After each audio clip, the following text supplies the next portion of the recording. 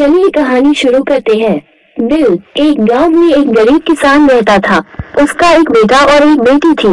किसान अपने बेटा का विवाह करके कुछ साल के बाद अपनी बेटी का भी विवाह एक अमीर घर में कर देता है।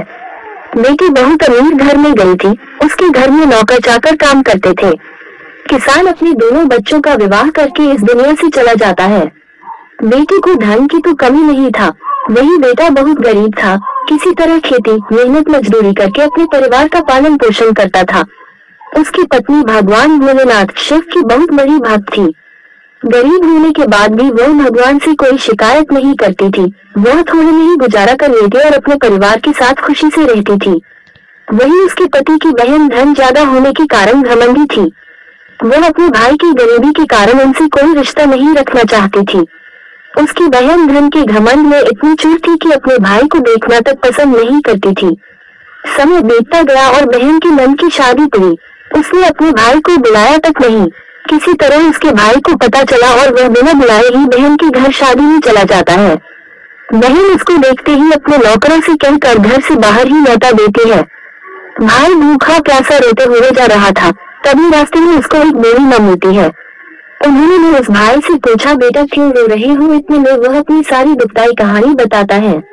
बूढ़ी माता ने उसे समझाकर चुप होने को कहती है।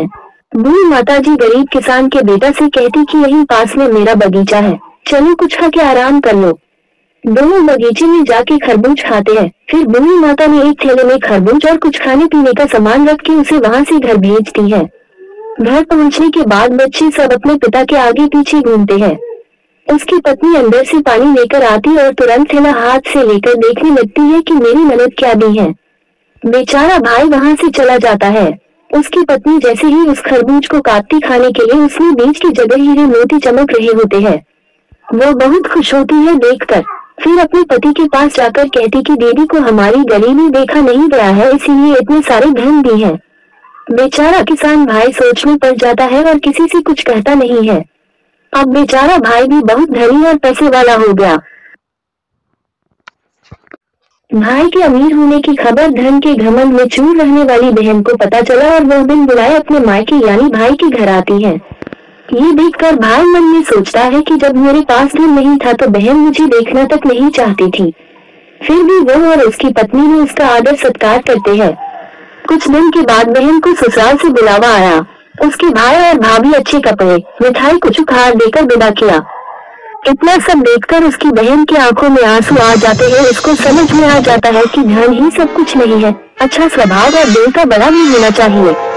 Bill full score. इस कहानी से हमें क्या शिक्षा मिलती है? इस कहानी से हमें ये सीखने को मिलता है कि हमें कभी भी किसी की गरीबी और मजबूरी का मजाक नहीं बनाना चाहिए।